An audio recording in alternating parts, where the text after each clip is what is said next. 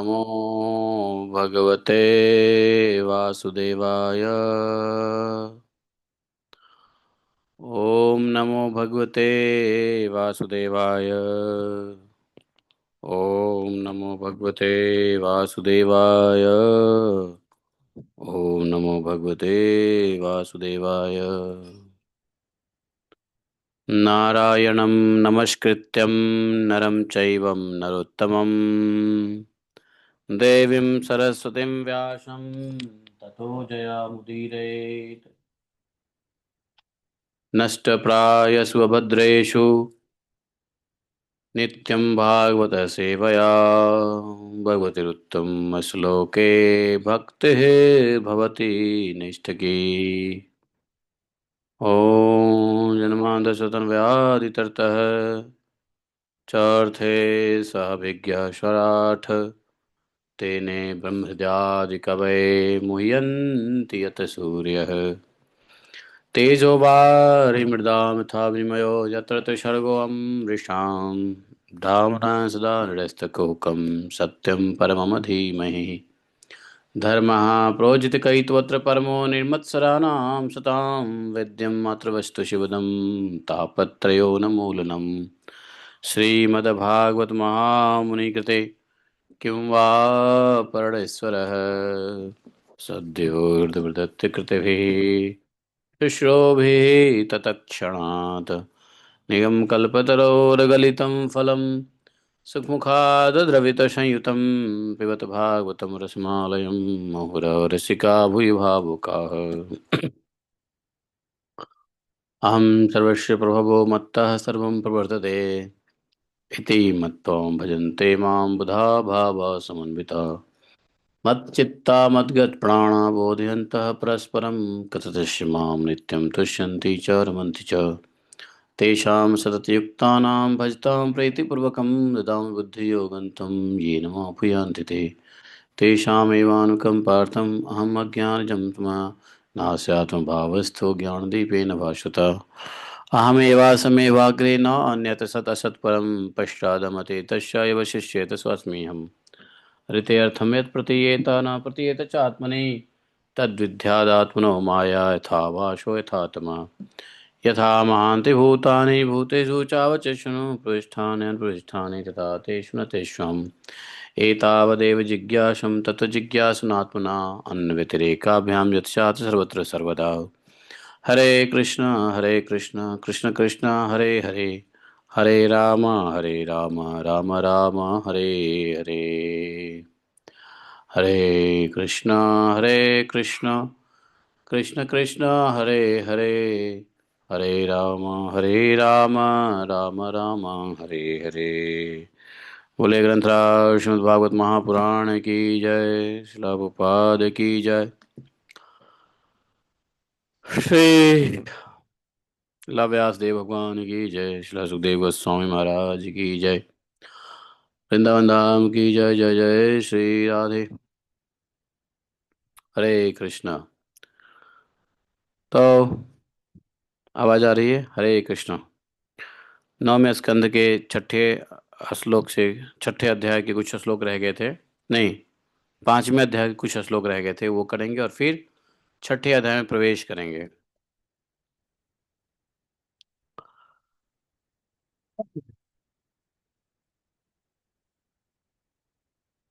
श्री शुकवाच एवं संकीर्त्य राजानं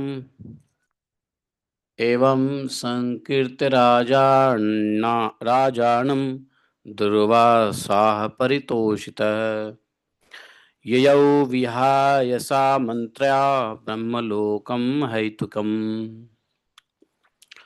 संवत्सरोऽत्यगत तावत् यावता नागतो गतः मुनिः तदर्शनाकाङ्क्षो राजा अम्भक्षो बभूवः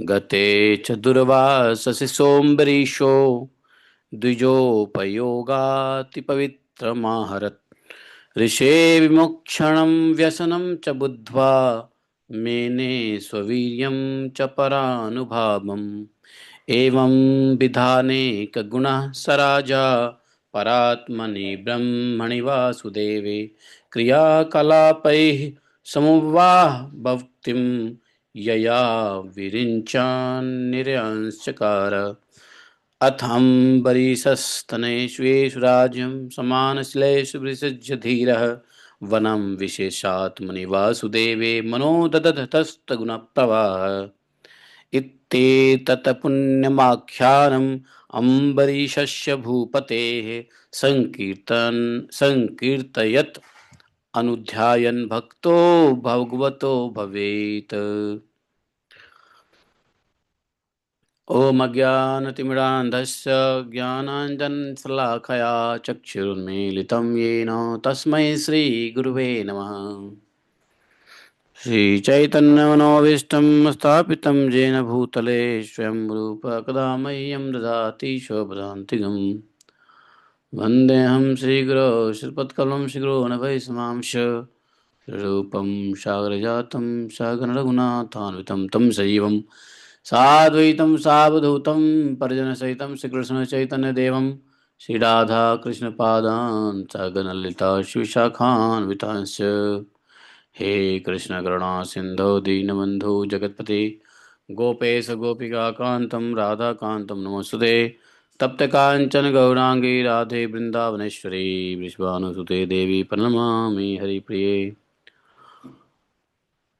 वाञ्छाकल्पतरुश्च कृपा सिन्धुभैः च पतितानां पावनेभ्यो वैष्णवेभ्यो नमो नमः। जय श्री कृष्ण चैतन्य प्रभु नित्यानंद श्री अद्वैत गदाधर शिवासादि गौर भक्तवृंद। तो इस प्रकार से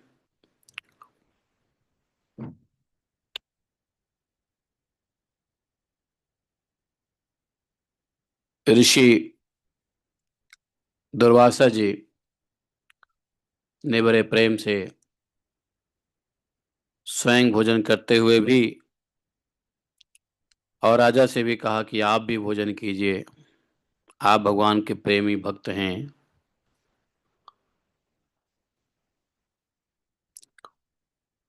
आपके दर्शन बातचीत से मन प्रसन्न हो गया। मन भगवान की ओर प्रवृत्त करने वाला आपका स्वागत, आपका स्पर्श, आपका दर्शन, आपसे बातचीत करके ऐसा लग रहा है कि मन जो है भगवान के प्रति आकर्षित हो रहा है, भगवान में मन प्रवृत्त हो रहा है। मैं बड़ा प्रसन्न हुआ, अनुग्रहित हुआ। ऐसा सब कुछ सब ठीक हो गया भृगु जी दुर्वासा जी के साथ। तो दुर्वासा जी ने ये वास्तव में अंतरात्मा की बात कही अम्बरीश महाराज को। देखो, यहाँ पे एक पॉइंट है पकड़ने वाला, वो ये है कि वास्तव में भगवान के जो भक्त होते हैं उनका दर्शन, स्पर्श, बातचीत, संग जो होता है वास्तव में भगवान के तरफ आकृष्ट करता है, भगवान के भजन के लिए प्रेरित करता है, भगवान की सेवा पूजा करने के लिए उसको एक उत्साह बल मिलता है, भगवत याद आती है, भगवान की याद आती है। ये भक्त को देख करके ऐसा होना चाहिए, एक अलग आकर्षण होता है जिसे भगवान की भक्ति करने की इच्छा होती है।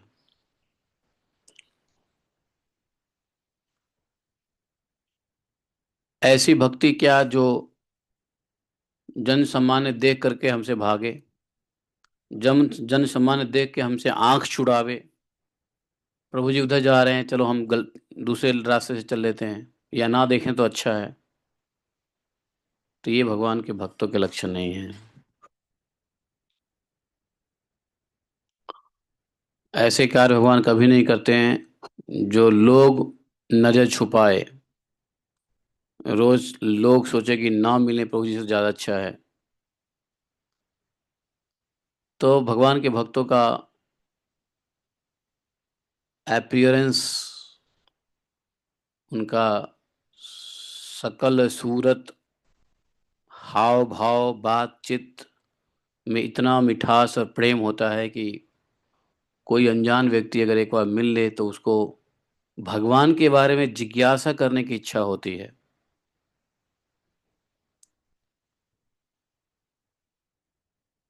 एक मन में अमिट छाप छोड़ के जाता है कि अरे मैं एक ऐसे भगवान भगवान के भक्तों से मिला था।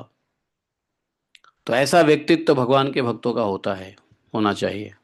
ऐसा व्यक्तित्व तो नहीं है तो फिर कहीं न कहीं प्रॉब्लम है शरणागति में। सुखदेव जी कहते हैं, दुर्वासा जी, परीक्षित,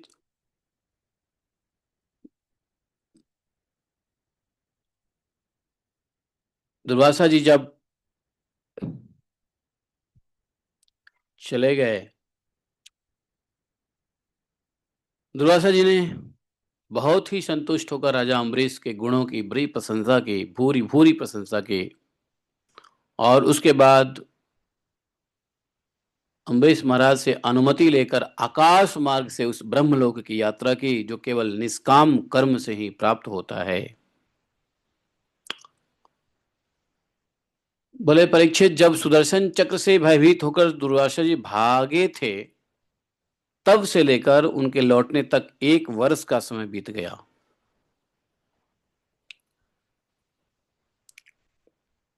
इतने दिनों तक राजा अम्बरीश उनके दर्शन की आकांक्षा में केवल जल पीकर ही रहे। बताओ, 1 वर्ष लग गया उनको आने में, तब तक अम्बरीश जी ने भोजन नहीं किया। 1 वर्ष तक उन्होंने जल के ऊपर जल पी करके रहे। क्या तपस्या! जब दुर्वासा जी चले गए तब उनके भोजन से बचे हुए अत्यंत पवित्र अन्न का उन्होंने भोजन किया। अपने कारण दुर्वासा जी का दुख में पड़ना और फिर अपना ही प्रार्थना से उनका छुटवाना, इन दोनों बातों को उन्होंने अपने द्वारा होने पर भी भगवान की ही महिमा समझा। दुर्वासा जी, अम्बरीश महाराज, अम्बरीश महाराज को लगा कि हमारी वजह से ही उनको दुख झेलना पड़ा है, और हमारी वजह और और हमारी ही प्रार्थना से उनका दुख का शमन भी हुआ है। यह सब जानते हुए भी फिर भी भगवान की महिमा का ही वर्णन कर रहे हैं। राजा अम्बरीश में ऐसे ऐसे अनेकों गुण थे। अपने समस्त कर्मों के द्वारा वे परब्रह्म परमात्मा श्री भगवान में भक्ति भाव की अभिवृद्धि करते रहते हैं। उस भक्ति के प्रभाव से उन्होंने ब्रह्मलोक तक के समस्त भोगों को नरक के समान समझा। उसके बाद राजा अम्बरीश ने अपने ही समान भक्त पुत्रों, हाँ, उनका पुत्र भी भक्त ही था, उनको राज्य भार छोड़ दिया और स्वयं वन में चले गए। देखो, यहां भी अम्बरीश महाराज वन में गए। वहां वे बड़े धीरता के साथ आत्मस्वरूप भगवान में अपना मन लगाकर गुणों के प्रवाह रूप संसार से मुक्त हो गए। परीक्षित जी, महाराज अम्बरीश का यह पवित्र आख्यान, उपाख्यान, इस जो इसका संकीर्तन और स्मरण करता है वह भगवान का भक्त हो जाता है। परम पवित्र अम्बरीश महाराज के चरित्र को जो बार बार सुनता है उनको भगवान की भक्ति प्राप्त होती है। ये अम्बरीश महाराज का चरित्र 5वें अध्याय, 9वें स्कंद के 5वें अध्याय में ये बताया है। आगे वंश बता रहे हैं। तो अम्बरीश महाराज के कितने पुत्र हुए? अम्बरीश महाराज के 3 पुत्र थे, जिसमें पहला था विरूप, केतुमान और फिर शंभु। विरूप से पृष्ठदस्व, पृष्ठदस्व और उसका पुत्र रथितर हुआ। रथितर संतानहीन था। वंश परंपरा की रक्षा के लिए उसने अंगिरा ऋषि से प्रार्थना की, तो उन्होंने उसकी पत्नी से ब्रह्म तेज से संपन्न कई पुत्र उत्पन्न किए। यद्यपि ये सब रथितर की भार्या से उत्पन्न हुए थे, इसलिए इनका गोत्र वही होना चाहिए था जो रथितर का था, फिर भी वे अंगिरस गोत्र के ही कहलाए। यही रथितर वंशियों के प्रवर कुल में सर्वश्रेष्ठ पुरुष कहलाए, क्योंकि ये क्षेत्रोपेत ब्राह्मण थे। क्षत्रिय और ब्राह्मण दोनों गोत्र से इनका संबंध था, इसको बोले क्षेत्रोपेत ब्राह्मण। इसलिए परीक्षित जी एक बार मनु जी के छींकने पर उनकी नासिका से इक्ष्वाकु नाम का पुत्र उत्पन्न हुआ। इक्ष्वाकु के 100 पुत्र हुए, उनमें सबसे बड़े विकुक्षी, निमि और दंडक 3 पुत्र हुए। उनके छोटे उनसे छोटे और भी 25 पुत्र आर्यावर्त के भू पूर्व भाग के और पश्चिम भाग के तथा उपयुक्त 3 मध्य भाग के अधिपति हुए। तो पूर्व भाग और पश्चिम भाग, बीच में मध्य भाग में ये इक्ष्वाकु हुए अधिपति। इक्ष्वाकु, निमि और दंडक, ये 3। शेष 47 दक्षिण आदि अन्य प्रांतों के अधिपति हुए। एक बार राजा इक्ष्वाकु ने अष्ट का श्राद्ध के समय अपने बड़े पुत्र को आज्ञा दी। विकुक्षी थे बड़े पुत्र, तो विकुक्षी शीघ्र ही जाकर श्राद्ध के योग्य पवित्र पशुओं का मांस लाओ। बोला कि ठीक है। वन में गए, बहुत से पशुओं का शिकार किया, थक गया था, भूख भी लगी थी उसे, इसलिए यह बात भूल गया कि श्राद्ध के लिए मारे हुए पशु को स्वयं नहीं खाना चाहिए। उसने एक खरगोश खा लिया। विकुक्षी ने बचा हुआ मांस लेकर अपने पिता को दिया। इक्ष्वाकु ने अब अपने गुरु से उसे प्रोक्षण करने के लिए कहा। तब गुरु ने बताया कि यह मांस तो दूषित है एवं श्राद्ध के अयोग्य है। परीक्षित जी, गुरु जी के कहने पर राजा इक्ष्वाकु को अपने पुत्र की करतूत का पता चला। उन्होंने शास्त्रीय उल्लंघन विधि का उल्लंघन करने वाले पुत्र को क्रोधवश अपने देश से निकाल दिया। इस प्रकार से राजा इक्ष्वाकु ने अपने गुरुदेव वशिष्ठ के ज्ञान विषयक चर्चा की, फिर योग के द्वारा शरीर का परित्याग करके उन्होंने परम पद प्राप्त किया। पिता का देहांत हो जाने पर विकुक्षी अपनी राजधानी में लौट आए और इस पृथ्वी का शासन करने लगा। उसने बड़े बड़े यज्ञों से भगवान की आराधना की और संसार में शशाद के नाम से प्रसिद्ध हुआ। विकुक्षी के पुत्र का नाम था पुरंजय। उसी को कोई इंद्रवाह या कोई कुगत्स कहते थे।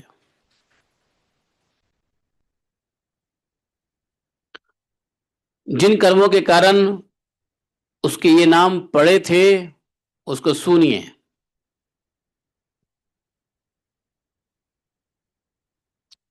क्या हुआ था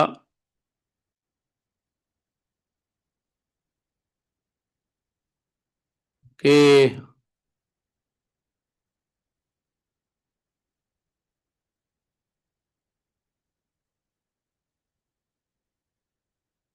हम्म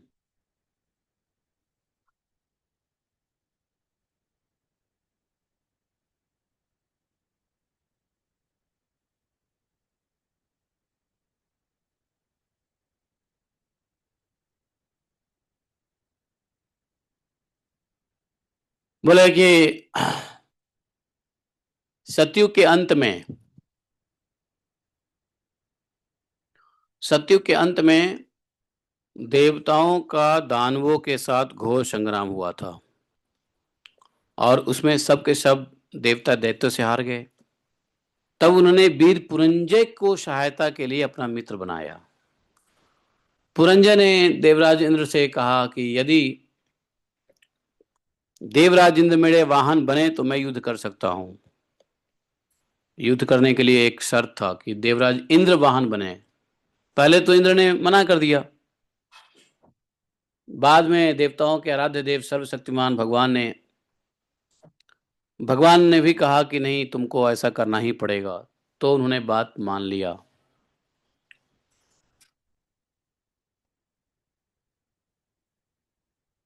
और बात मान करके इंद्र एक बड़े भारी बैल, बहुत तगड़ा हट्टा कट्टा बैल बन गया। भगवान विष्णु ने अपनी शक्ति से पुरंजय को भर दिया। उन्होंने कवच पहनकर दिव्य धनुष और तीखे बाण ग्रहण किए। इसके बाद बैल पर चढ़कर, जो बैल कौन है? इंद्र है, वे उसके कुकद डील के पास बैठ गए। बैल का वो होता है ना डील, कुंबद क्या बोलते हैं उसको, कुकद। इस जब इस प्रकार से जब इस प्रकार वे युद्ध के लिए तत्पर हुए, तब देवता उनकी स्तुति करने लगे। देवताओं को साथ लेकर उन्होंने पश्चिम की ओर से दैत्यों को के नगर को घेर लिया और पुरंजय का दैत्यों के साथ अत्यंत घोर संग्राम युद्ध हुआ। दैत्यों के सेना सामने आते, पुरंजय के बाण उसे मार देते। उनके बाणों की वर्षा क्या थी, मानो प्रलय काल की धधकती हुई आग, जो भी उसके सामने आता छिन्न भिन्न हो जाता। इस प्रकार दैत्यों का साहस लड़ने का जाता रहा। वे रणभूमि छोड़कर अपने अपने घरों में घुस गए। पुरंजय ने उनका नगर, धन, ऐश्वर्य सब कुछ जीतकर इंद्र को वापस कर दिया। इसी से उस राजर्षि को पुर जीतने के कारण पुरंजय, इंद्र को वाहन बनने के कारण इंद्रवाह भी कहते हैं, और बैल के कुकुद के पास बैठने के कारण कुकुतस्थ भी कहा जाता है। तो यही पुरंजय है जिसका पुत्र था अनेना।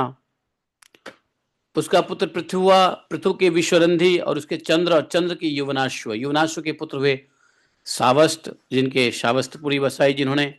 सवस्त के बृहदश्व, बृहदश्व के पुत्र हुआ, उसका नाम हुआ कुवलयाश्व, और ये बड़े बली थे, कुलयाश्व, कुवलयाश्व।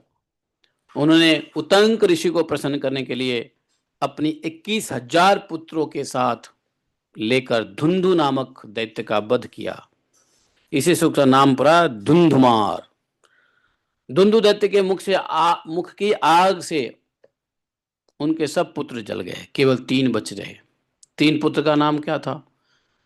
दृढ़ाश्व, कपिलाश्व, भद्राश्व। दृढ़ाश्व से हर्यश्व और निकुंभ का जन्म हुआ।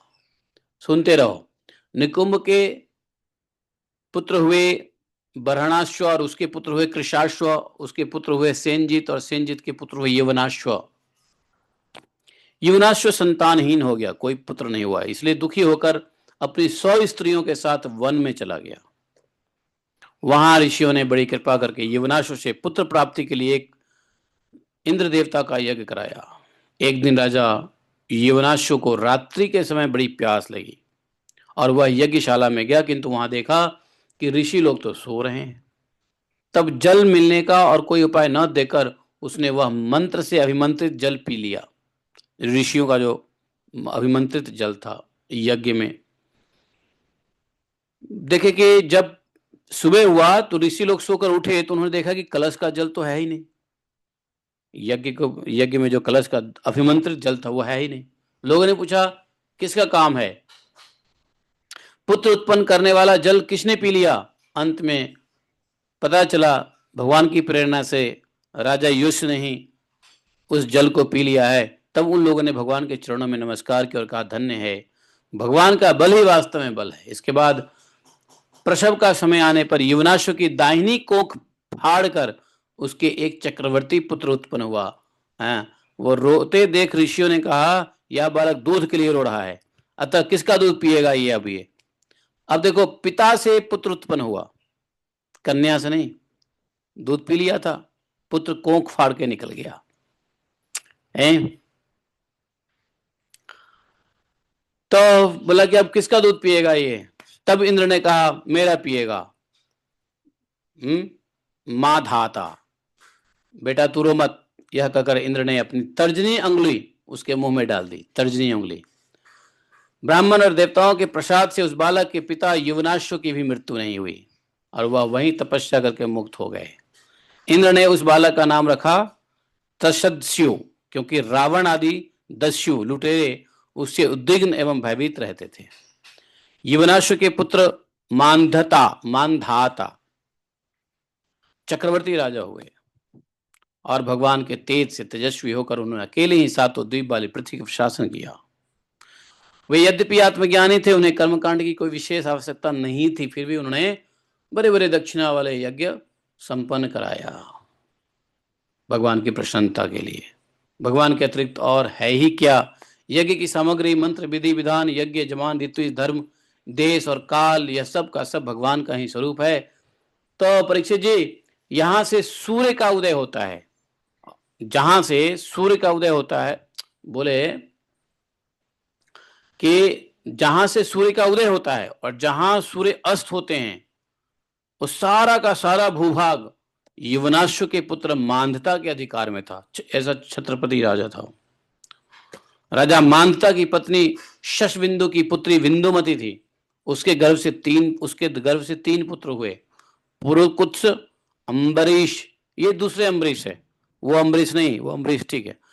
पुरुकुत्स, अम्बरीश और योगी मुचकुंद, इनकी 50 बहनें थी और उन 50 ने अकेले सौवरी ऋषि को पति के रूप में वर्ण किया।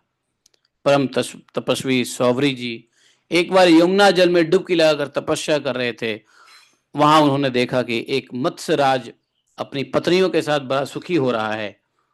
उसके इस सुख को देखकर ब्राह्मण सौवरी के मन में भी विवाह करने की इच्छा उठी और उन्होंने राजा मांधता के पास आकर उनकी 50 कन्याओं में से एक कन्या मांगी। देखो, राजा ने कहा, ब्राह्मण, कन्या स्वयंवर में आपको चुन ले तो आप उसे ले लीजिए।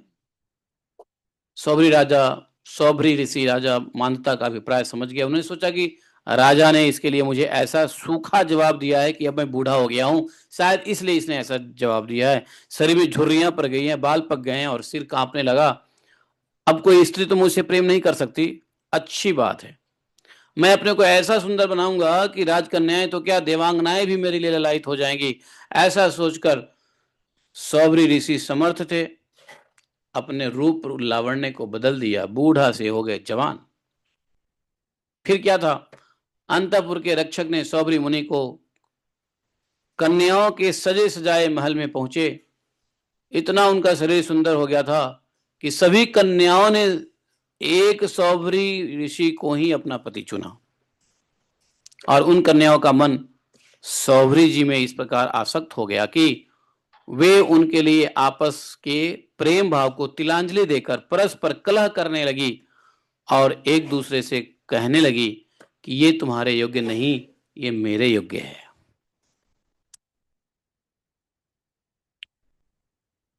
सभी कन्याओं का मन जो है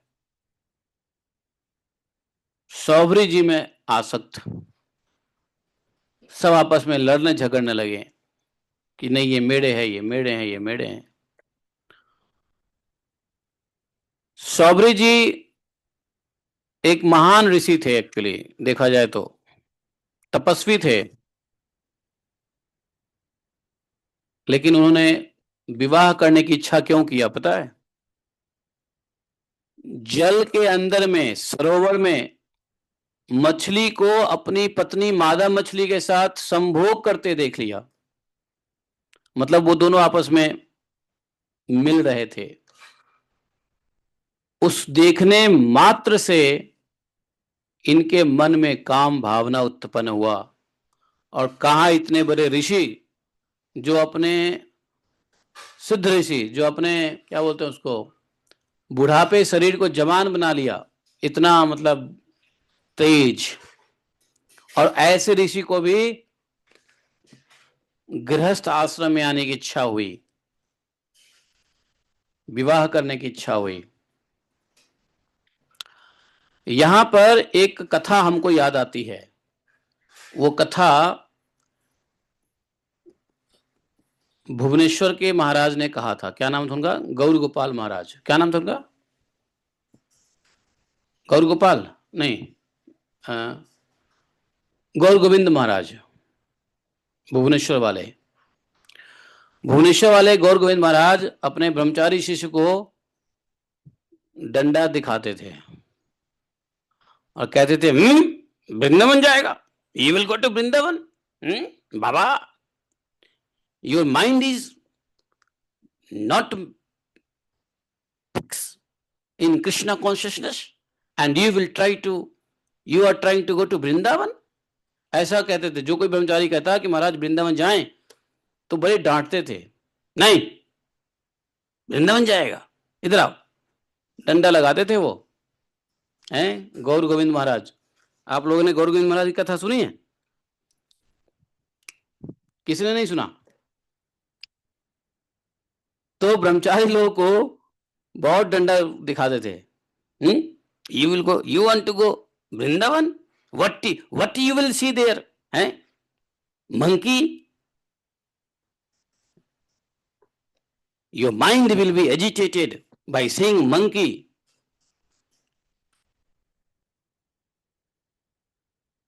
You stay here, do chanting, control your senses। ऐसा कहते थे ब्रह्मचारियों को। वो एग्जाम्पल दिया करते थे। You rascal, you don't know Saubhri Muni? How Saubhri Muni get into this grahastha life, having 50 wife? वो इसका एग्जाम्पल देते थे वो गौर गोविंद महाराज।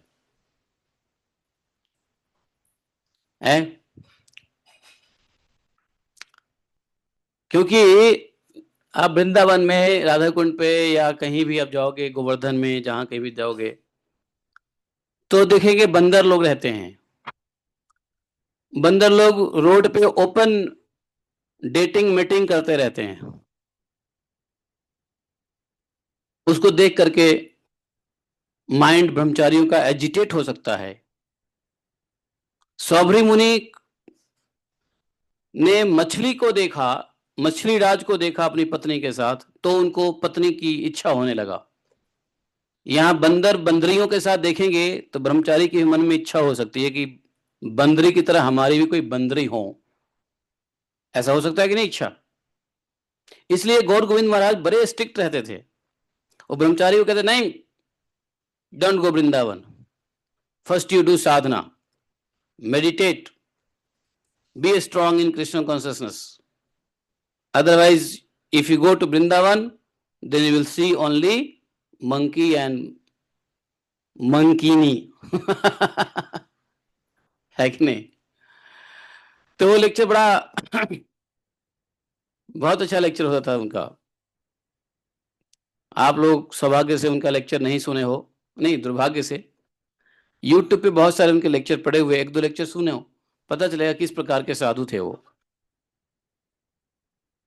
सुना है ना? हाँ। तो बड़े स्ट्रिक्टली बड़े स्ट्रिक्टली बात करते हैं ऐसे। और डंडा लेंगे, where is my stick, where is my stick, you you want to go Vrindavan. है कि नहीं? और आगे बैठे ब्रह्मचारी लोगों को 4-4 डंडे देते थे, प्यार से प्रेम से देते थे।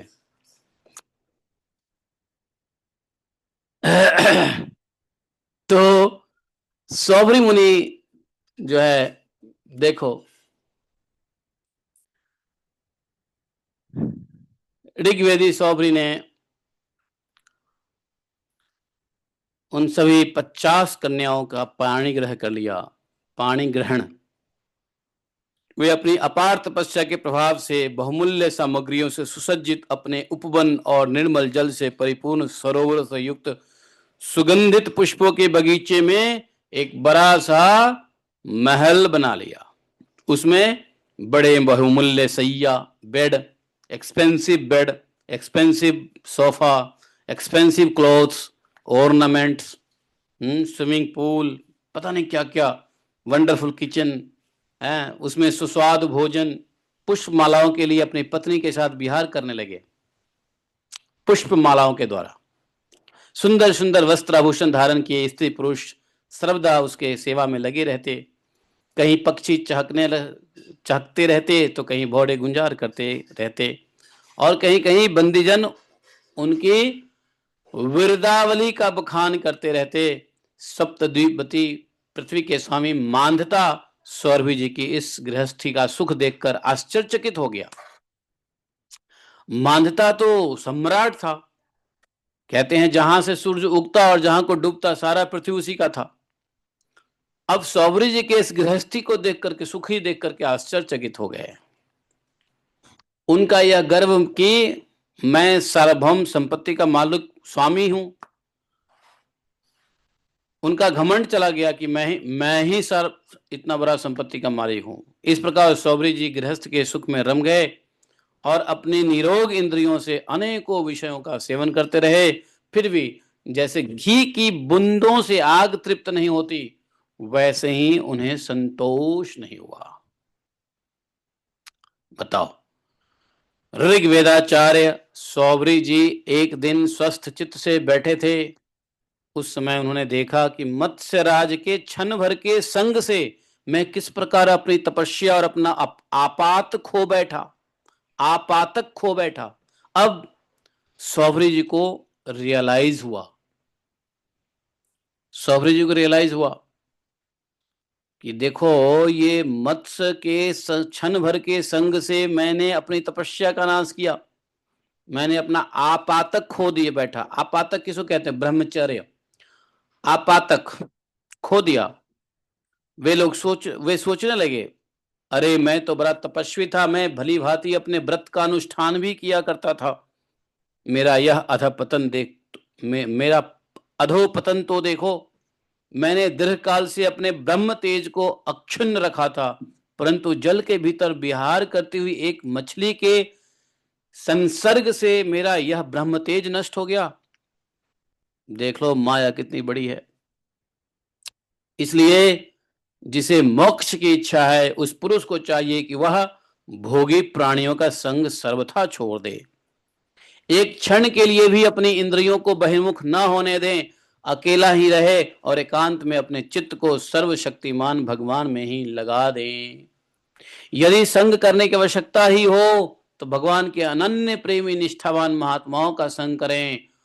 मैं पहले एकांत में अकेला ही तपस्या में लगा रहता था, फिर जल में मछली का संग होने से विवाह करके 50 हो गया, और फिर संतानों के रूप में 5,000। विषयों में सत्य बुद्धि होने से माया के गुणों में मेरी बुद्धि मारी गई। विषयों में सत्य बुद्धि हो गया, सत्य बुद्धि विषय में नहीं होना चाहिए, तो बोलते हैं विषयों में सत्य बुद्धि हो गया, और माया के गुणों से मेरी बुद्धि मारी गई। अब तो लोक परलोक के संबंध में मेरा मन इतनी लालसाओं से भर गया है कि मैं किसी तरह उनका पार नहीं पाता। इस प्रकार कुछ अपने मन में ही विचार करते हुए, खिन्न होते हुए सौभरी ऋषि कुछ दिनों तक तो घर में ही रहे। घर में रह के उनकी विरक्ति चालू हो गई। जानते हो, ऐसा अभी भी होता है। मैं एक दो साधु को देखा जो पहले तो ब्रह्मचारी थे, ब्रह्मचारी के बाद उन्होंने विदेशी लड़कियों से शादी कर ली, रशियन से शादी कर लिया,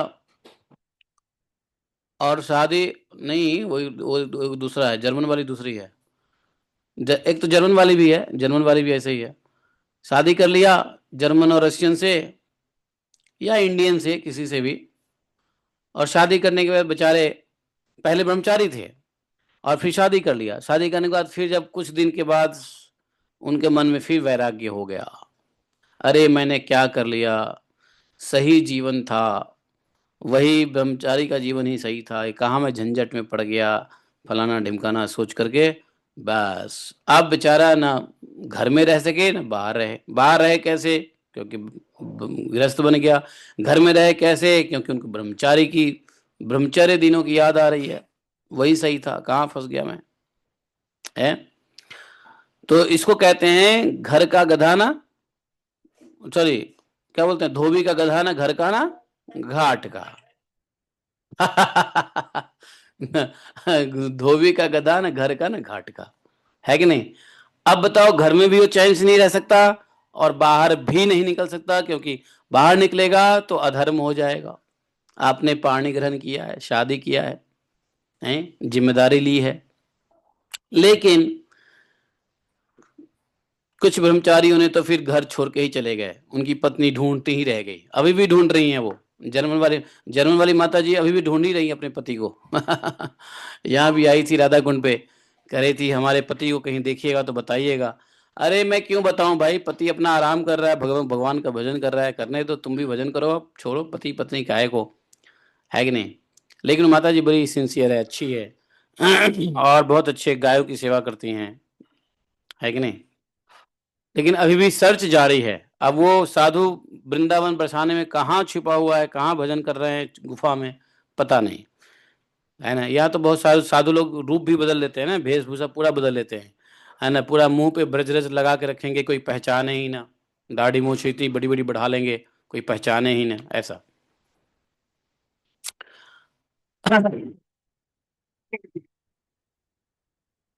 तो इस प्रकार से जो है वो कुछ दिन तो घर में ही रहे, लेकिन उनके हृदय में जो है विरक्ति की जो अग्नि धधक रही थी, फिर से वो सन्यास ले लिया और वन में चले गए। पहले सन्यास था, गृहस्थ में आए, फिर से सन्यास ले लिया, वन में चले गए। अपने पति को ही सर्वस्व मानने वाली उनकी पत्नियों ने भी उनके साथ वन में यात्रा की। वहां जाकर परम संयमी सौरभ जी ने बड़ी घोर तपस्या की, शरीर को सुखा दिया, हाँ, आवनी आदि अग्नियों के साथ ही अपने आप को परमात्मा में लीन कर दिया। ब्रज में सौभरी जी का आश्रम है, आश्रम है या समाधि है पता नहीं, लेकिन है। कहाँ है पता है?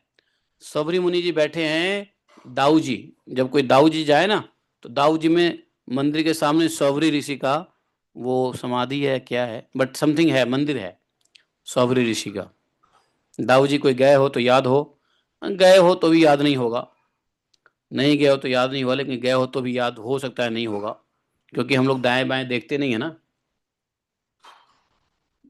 तो सौभरी मुनि का वहां पे है, पूरे ब्रज में एक ही जगह सौभरी मुनि का है। और उस गांव में जितने भी ब्राह्मण हैं सब कहते हैं अपने आप को सौभरी मुनि का संतान, अपने सौभरी मुनि का गोत्र बताते हैं, सौभरी, जानते हो। अब बहुत सारे ब्रज में ब्राह्मण हैं अभी आज के डेट में वर्तमान, जो अपने को सौभरी का संतान कहते हैं, है कि नहीं। तो सौभरी मुनि का संतान ऐसे हुए क्योंकि वो अब देखो, वो तो अपने आप को तपस्या से भगवान में लीन कर दिया। उनकी पत्नी ने जब अपने पति सौभरी मुनि की आध्यात्मिक गति देखी, तब जैसे ज्वालाएं शांत अग्नि में लीन हो जाती है, वैसे ही वे उनके प्रभाव से सती होकर उन्हीं में लीन हो गई, उन्हीं की गति को प्राप्त हुई। लेकिन यहां भागवतम में यह जिक्र नहीं है कि सौभरी मुनि के संतान हुए नहीं हुए, भागवत में जिक्र नहीं है। अब ये कैसे कहते हैं ये लोग कि हम सौभरी मुनि के संतान हैं, तो ये जाने और सौभरी मुनि जाने, है कि नहीं। भागवत में तो कहीं जिक्र नहीं कि 50 कन्याओं से पुत्र उत्पन्न हुए हुए होंगे, लेकिन भागवत में इसका जिक्र नहीं है। अगर कुछ लोग कहते हैं तो हुए होंगे। इस प्रकार से इस सौभरी मुनि का जो है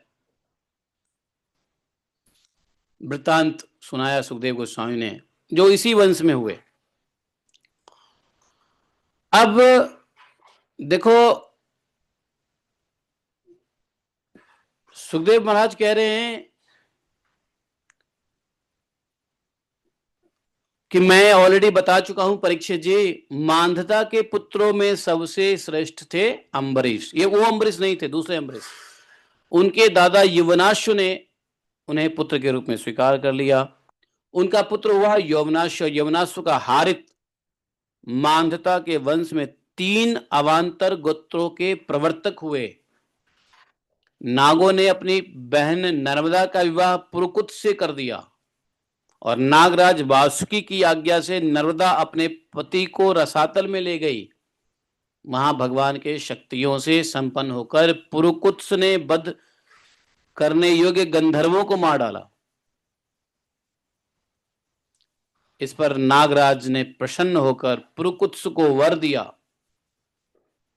कि जो इस प्रसंग का स्मरण करे वह सर्पों से निर्भय हो जाएगा। नागराज ने कहा जो इस प्रसंग का स्मरण करेगा और सांप से के भय से निर्भय हो जाएगा।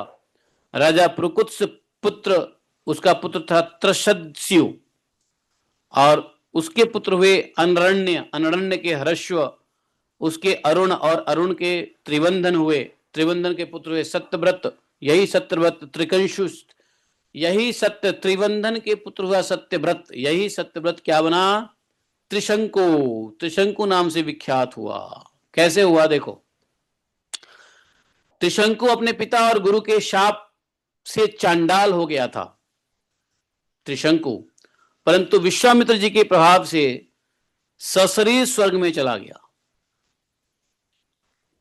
देवताओं ने क्या किया, देखा कि अरे तो चांडाल आ गया, चांडाल को स्वर्ग में क्या काम। देवताओं ने, विश्वामित्र जी ने अपने तपोबल से भेज दिया उसको स्वर्ग में, लेकिन वहां से देवताओं ने फेंक दिया, धक्का लगा दिया, और वे नीचे सर झुकाए हुए नीचे गिर पड़े। लेकिन जैसे विश्वामित्र को पता चला कि ये पृथ्वी पे गिर रहा है, वो अपने तपोबल से आकाश में ही उसको स्थिर कर दिया। तब से लेके अभी तक आकाश में ही लटके हुए दिखते हैं। कौन? सत्यव्रत, जिसको त्रिशंकु कहते हैं। उसी सत्यव्रत के पुत्र हुए कौन? राजा हरिश्चंद्र। त्रिशंकु के पुत्र राजा हरिश्चंद्र हुए। उनके लिए विश्वामित्र और वशिष्ठ एक दूसरे को शाप देकर पक्षी हो गए और बहुत वर्षों तक लड़ते रहे। हरिश्चंद्र की कोई संतान नहीं थी, इससे वे बहुत उदास रहा करते थे। नारद जी के उपदेश से वे वरुण देवता के शरण में आ गए और उन्होंने प्रार्थना किया कि हे प्रभु, मुझे कुछ पुत्र प्राप्त हो तो सही होवे। महाराज, यदि मेरे वीर पुत्र होगा तो मैं उसी से आपका यजन करूंगा। वरुण ने कहा ठीक है बेटा। तब वरुण देव की कृपा से हरिश्चंद्र को एक पुत्र हुआ जिसका नाम क्या था? रोहित। रोहित नाम का पुत्र हुआ। पुत्र होते ही वरुण ने आके कहा हरिश्चंद्र, तुम्हें पुत्र प्राप्त हो गया, अब इसी पुत्र के द्वारा मेरा यज्ञ करो। हरिश्चंद्र ने कहा जब आपका यह यज्ञ पशु रोहित 10 दिन की से अधिक का हो जाएगा तब यज्ञ के योग्य होगा। तो जन्म के दिन आए तो बोले कि 10 दिन के बाद। 10 दिन के बाद फिर वरुण आए, बोले कि अब तो यज्ञ करो। 10 दिन बीत गए। उस यज्ञ में रोहित को बलि देना था एक्चुअली। हरिश्चंद्र ने कहा अरे महाराज, आपके यज्ञ पशु अर्थात रोहित के मुंह में दांत निकल आएंगे तब यह यज्ञ के योग्य होगा। दांत भी आ गए। फिर वरुण देव आए। वरुण देव ने कहा अरे हरिश्चंद्र बाबा, अब तो तुम्हारे पुत्र का दांत आ गया, अब तो तुम इसको यज्ञ करो। फिर भी हरिश्चंद्र जी ने बहाना मार दिया, बोला कि अरे अभी तो इसके दूध के दांत हैं, पक्के दांत आ जाए तब तो योग्य पशु यज्ञ के योग्य होगा। दांतों के फिर उग आने पर वरुण ने आके कहा अब मेरा यज्ञ करो। हरिश्चंद्र ने कहा वरुण जी महाराज सुनिए, क्षत्रिय पशु तब यज्ञ के योग्य होता है जब वह कवच धारण करने लगे। इस प्रकार राजा हरिश्चंद्र पुत्र के प्रेम से हिला हवाला करके टालते रहे। इसका कारण यह था कि पुत्र स्नेह की फांसी ने उनके हृदय को पकड़ लिया था। वे जो जो समय बिताते वरुण देवता उसकी वाट देखते। जब रोहित को इस बात का पता चला कि पिताजी तो मेरा बलिदान करना चाहते हैं, तब वह अपने प्राणों की रक्षा के लिए हाथ में धनुष बाण लेकर वन में चला गया। रोहित बड़ा हो गया, उसको पता चला कि यज्ञ में बलिदान देने वाले हैं। कुछ दिन के बाद उसे मालूम हुआ कि वरुण देवता ने रुष्ट होकर मेरे पिताजी पर आक्रमण किया है, जिसके कारण वे महोदर रोग से पीड़ित हो रहे हैं। तब रोहित अपने नगर की ओर चल पड़ा, परंतु इंद्र ने आकर उसे रोक दिया। कहा बेटा रोहित रुको, यज्ञ पशु बनकर मरने की अपेक्षा तो पवित्र तीर्थ और क्षेत्रों का सेवन करते हुए पृथ्वी पर विचरना अच्छा है। इंद्र की बात रोहित ने मान ली और 1 वर्ष तक वो घूमते रहे, वन में रहे और घूमते रहे। इसी प्रकार दूसरे, तीसरे, चौथे, 5वें वर्ष भी रोहित ने अपने पिता के पास जाने का विचार किया, परंतु बूढ़े ब्राह्मण के वेश धारण करके हर बार इंद्र आते थे, उसको रोक देते थे, क्योंकि वो पशु का बलि, क्योंकि वो यज्ञ में बलि चढ़ जाता। इधर वरुण जी ने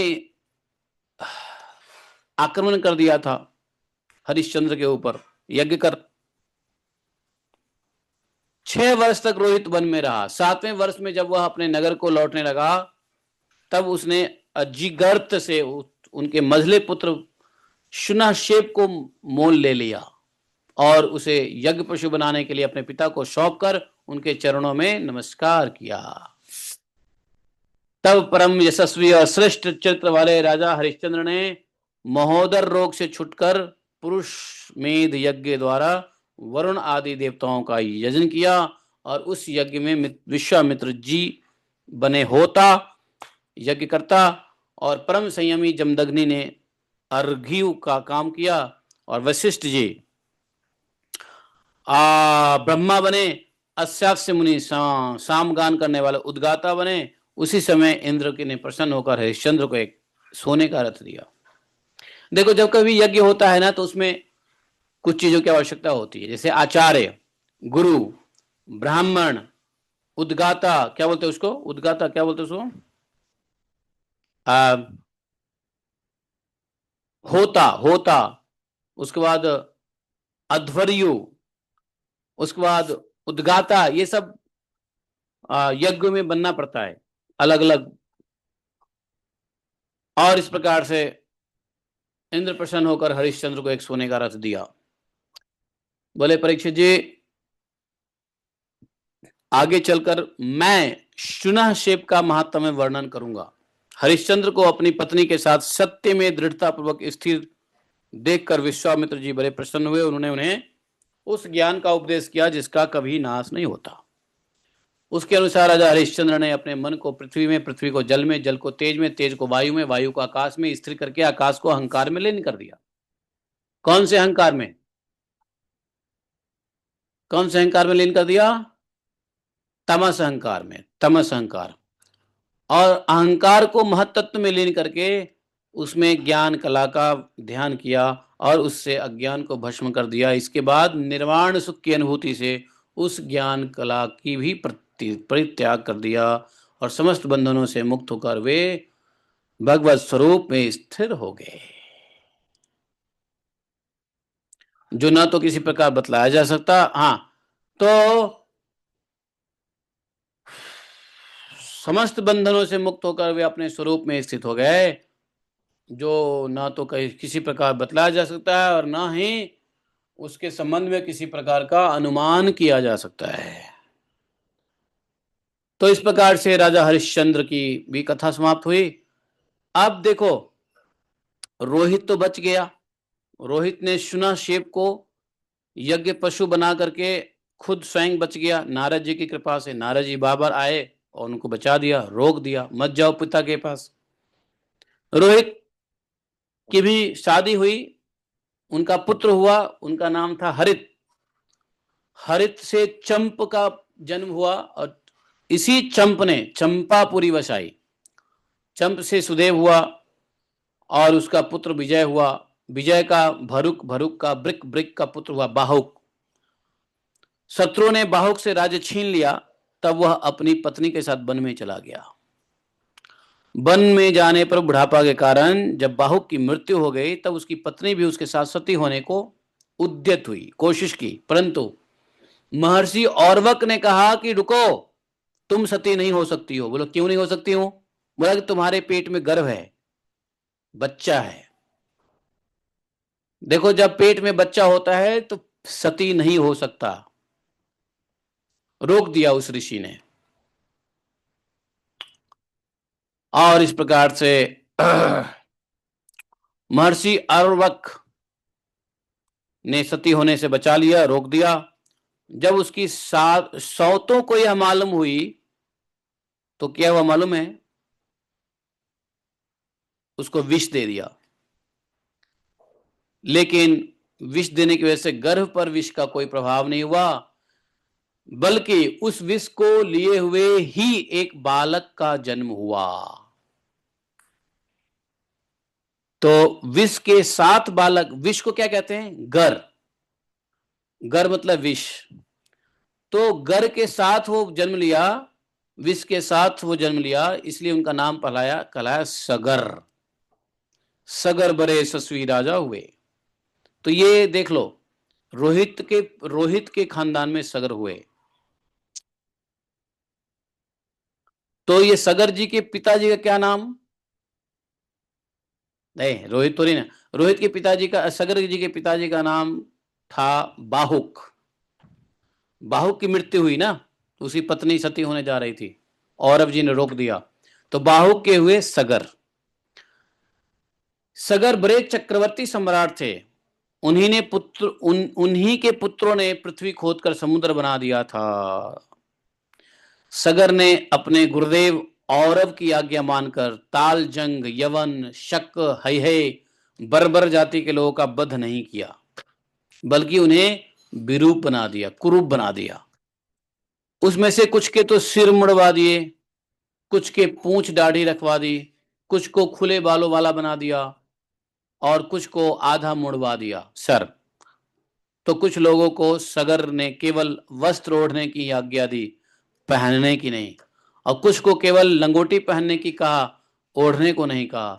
इसके बाद राजा सगर ने औरव ऋषि के आदेश के अनुसार अश्वमेध यज्ञ द्वारा संपूर्ण वेदा देवतामय आत्मस्वरूप सर्वशक्तिमान भगवान की आराधना की। उसके यज्ञ में जो घोड़ा छोड़ा गया था, उसको इंद्र ने चुरा लिया। उस समय महारानी सुमति के गर्भ से उत्पन्न सगर के पुत्र ने अपने पिता के आज्ञा अनुसार घोड़े के लिए सारे पृथ्वी छान डाला। तब उन्हें घोड़ा कहीं नहीं मिला, तब उन्होंने बड़े घमंड से सब ओर से पृथ्वी को खोद डाला। खोदते खोदते उन्होंने पूर्व और उत्तर के कोने पर कपिल मुनि के आश्रम पे एक उनका घोड़ा दिखाई दिया। इस सगर के पुत्र थे। घोड़े को देखकर वे 60,000 राजकुमार शस्त्र उठाकर कहते हुए उनकी ओर दौड़ पड़े, यही हमारे घोड़े को चुराने वाला चोर है। देखो तो सही, इसने आंख मूंद कर कैसे, आंख मूंदा हुआ है, पापी है, मार डालो इसे। कपिल मुनि का पलक खुला, देखा कि इंद्र ने राजकुमारों की बुद्धि हर ली थी, क्योंकि इंद्र ने घोड़े चुरा करके कपिल मुनि के आश्रम में बांध दिया था। कपिल मुनि समझ गया कि इंद्र का काम है। उन्होंने कपिल मुनि जैसे महापुरुष का तिरस्कार किया था इन लोगों ने, इनके 50,000 पुत्रों ने। उन्होंने क्या किया, आग जल उठाया और सबको क्षण भर में भस्म कर दिया, सबको जलाकर राख। सगर के लड़के कपिल मुनि के क्रोध से जल गए, ऐसा कहना उचित नहीं है। वे तो शुद्ध सत्वगुण के परम आश्रय हैं, उनका शरीर तो जगत को पवित्र करता रहता है, उनमें भरा क्रोध रूप तमोगुण की संभावना कैसे की जा सकती है। कहीं पृथ्वी की धूल का भी आकाश से कोई संबंध होता है, या संसार सागर एक मृत्युमय पथ है, इसके पार जाना अत्यंत कठिन है। परंतु कपिल मुनि ने इस जगत में सांख्य शास्त्र की एक ऐसी दृढ़ नाव बना दी है, जिसे मुक्ति की इच्छा करने वाले कोई भी व्यक्ति उस समुद्र को पार जा सकता है। वे केवल परम ज्ञानी ही नहीं, स्वयं परमात्मा है कपिल मुनि। उनमें भला यह शत्रु है या मित्र है, इस प्रकार की भेद बुद्धि कैसे हो सकती है। तो ये वही कपिल मुनि थे जिन्होंने क्या दिया था, सांख्य शास्त्र का ज्ञान दिया था देवहूति माता को। तो बोले तो भगवान स्वयं थे। तो एक तरीके से देखा जाए तो सगर के 50,000 पुत्रों को भगवान ने उद्धार कर दिया है। सगर की दूसरी पत्नी का नाम था केशनी। तो 50,000 पुत्र जो थे वो तो भस्म हो गए पहली पत्नी से। दूसरी पत्नी का नाम केसरी था। केसरी के गर्भ से हुआ असमंजस, और असमंजस का पुत्र था अंशुमान। अंशुमान अपने दादा सगर की आज्ञाओं का पालन तथा उन्हीं की सेवा में लगा रहा था, अपने दादाजी का सेवा करता था अंशुमान।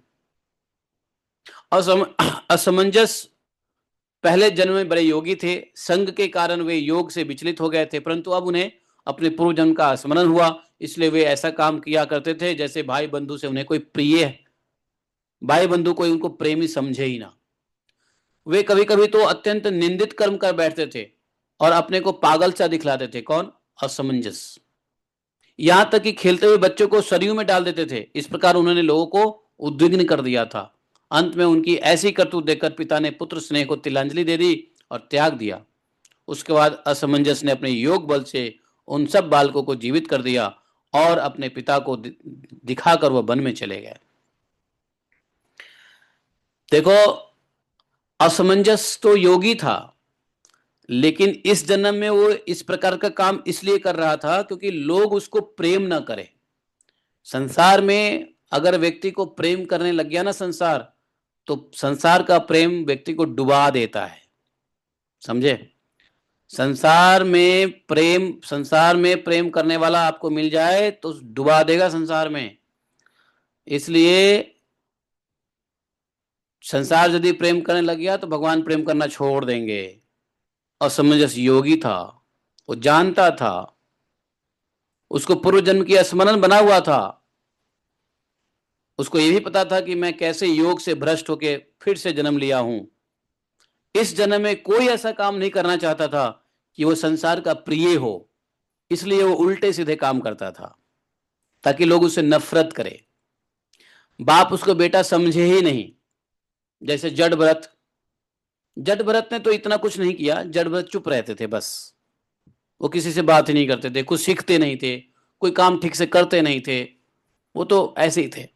लेकिन यहां असमंजस तो ऐसा ऐसा काम करने लगा था कि लोग उसको बिल्कुल मतलब बेकार का आदमी समझने लगा। बच्चों को सरयू नदी में डाल देता था।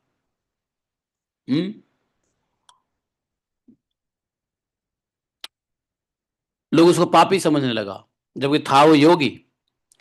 लेकिन जैसे ही उनके पिता ने उसको तिलांजलि दिया, पिता ने बेदखल किया, त्याग दिया, तब असमंजस ने अपने योग बल से अपने पिता के 50,000 पुत्र को जीवित कर दिया और पिताजी देख के खुश हो गए। क्या बात है, ये अब हमारे 50,000 पुत्र को जीवित कर दिया। तो पिता को फिर से वो प्रसन्न कर दिए, लेकिन प्रसन्न करके क्या किए? चले गए वन में। देखो, किसी भी वजह से यदि माता पिता दुखी हो गए हों तो इस संसार छोड़ने से पहले माता पिता को खुश कर दो, कैसे भी तो कर दो।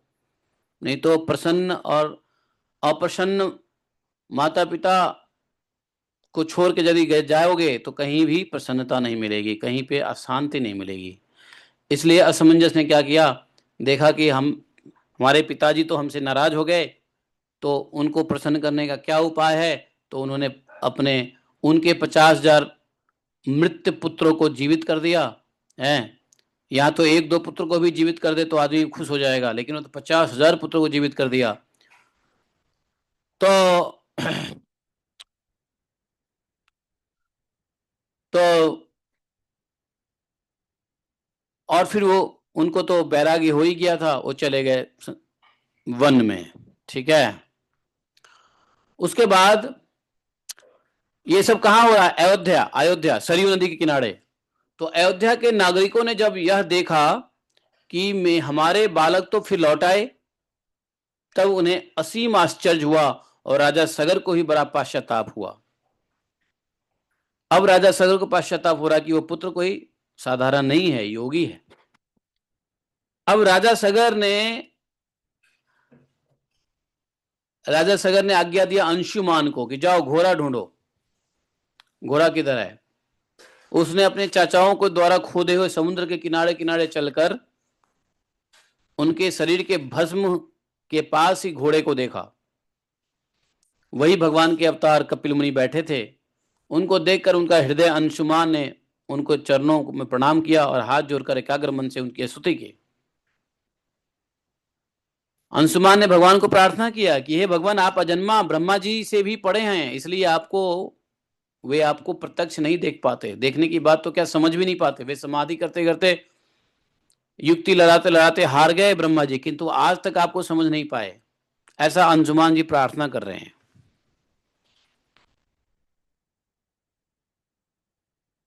हम लोग तो उनके मन और शरीर बुद्धि के होने वाले सृष्टि के द्वारा बने हुए अज्ञानी जीव हैं। जब ब्रह्मा जी ही नहीं आपको समझ पाए, तो फिर हम तो ब्रह्मा जी के बनाए अज्ञानी जीव हैं। बड़ा अच्छा प्रार्थना किया है अंशुमान ने भगवान कपिल देव से।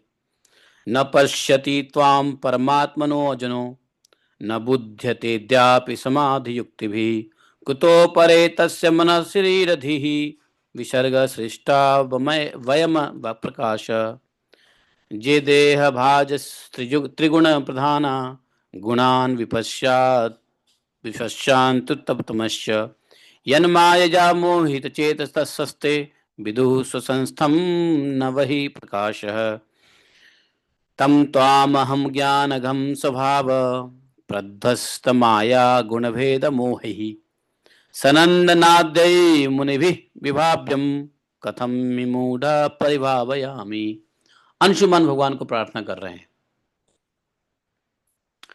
संसार के शरीरधारी सत्वगुण रजोगुण तमोगुण प्रधान हैं।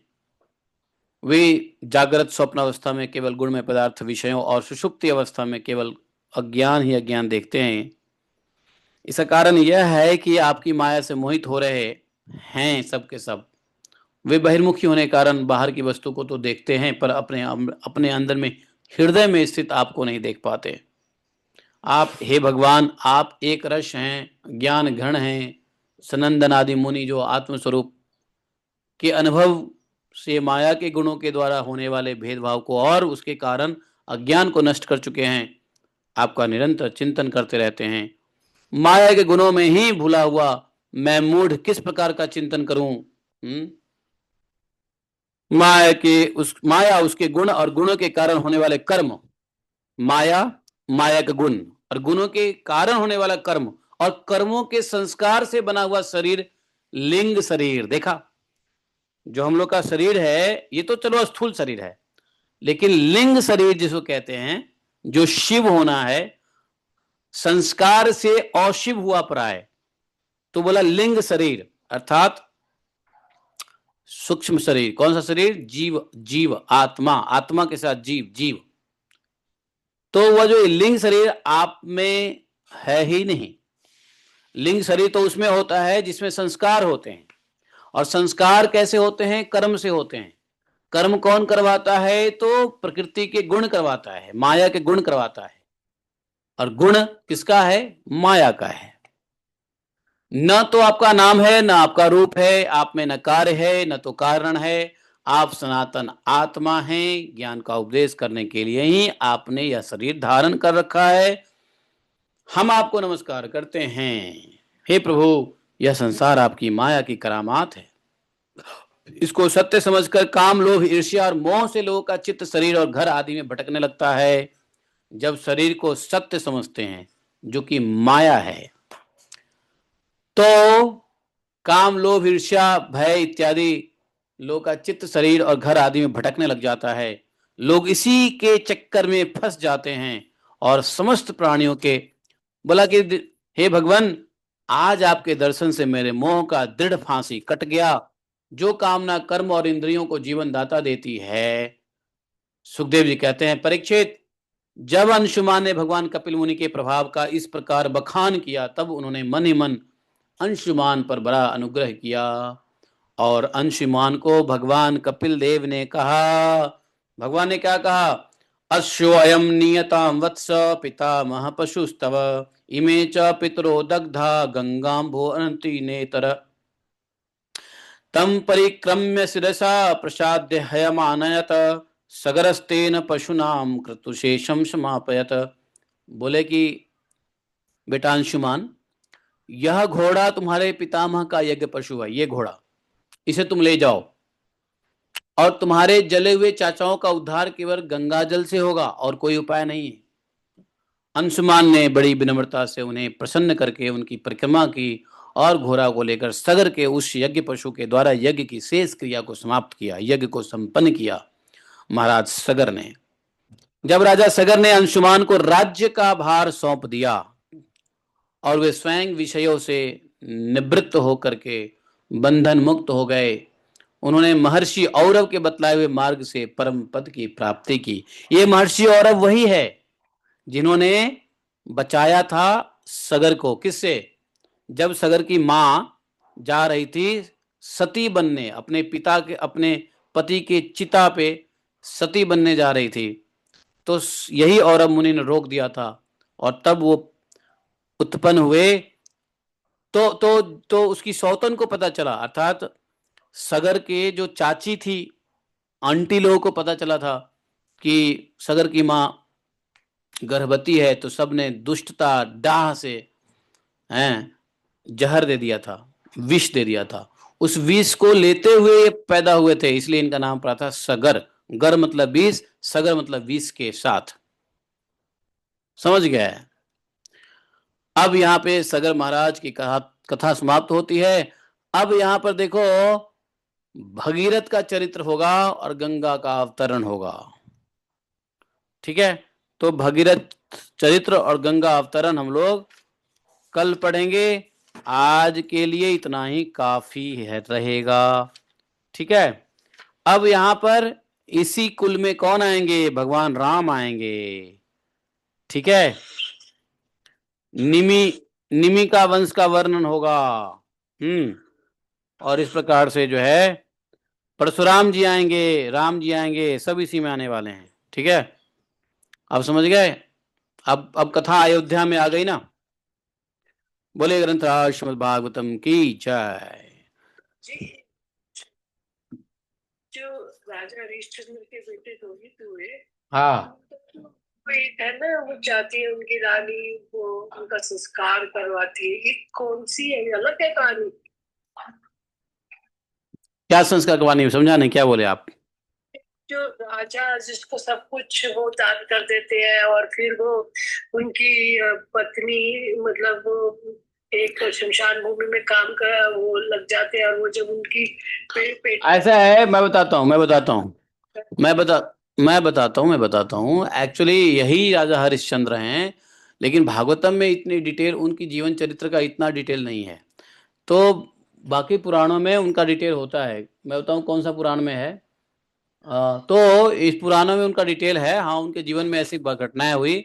उन्होंने हरिश्चंद्र को नहीं यज्ञ किया तो वरुण देव ने अपनी माया से उनका धन वन सब छीन लिया, उसको भिखारी बना दिया। फिर पता नहीं कहाँ कहाँ उनको भटकना पड़ा। फिर वो क्या बोलते हैं उसको, शमशान घाट में उन्होंने जॉब किया, नौकरी की, है कि नहीं? और इस प्रकार से जो है एक बार सत्य हरिश्चंद्र बोलते हैं उनको। हाँ, सत्य हरिश्चंद्र वो सत्यवादी राजा थे, ठीक बात है। तो मेरे ख्याल से ये वो राजा हैं या दूसरे हैं, एक बार क्रॉस चेक करना पड़ेगा। लेकिन भागवतम में तो बड़ा ब्रीफ इंफॉर्मेशन है। ठीक है, वो चलो मैं आज आज इसका रिसर्च कर दूंगा कि ये हरिश्चंद्र वही हैं या दूसरे हैं। मेरे ख्याल से वही होना चाहिए। हाँ, वही है, वही वही तो कह रहा हूँ।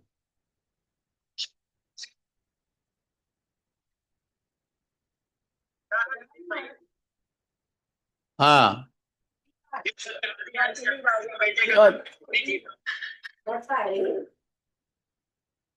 तो ठीक है, मेरे ख्याल से वही है। मेरे मेरे मेरे मुताबिक भी वही है, लेकिन देख लेंगे। चलो ठीक है, बोलिए। ग्रंथराज श्रीमद् भागवतम की जय। एकम शास्त्रम देव की पुत्र गीतम, एको देवो देव की पुत्र एव, एकम अंतर्शतश नमानि यानि कर्मापि तस्य दिवस सेवा। तमेव माता च पिता तमेव, तमेव बन्धुश्च सखा तमेव, तमेव विद्या द्रविणं तमेव, तमेव मम सर्वदेव देवः।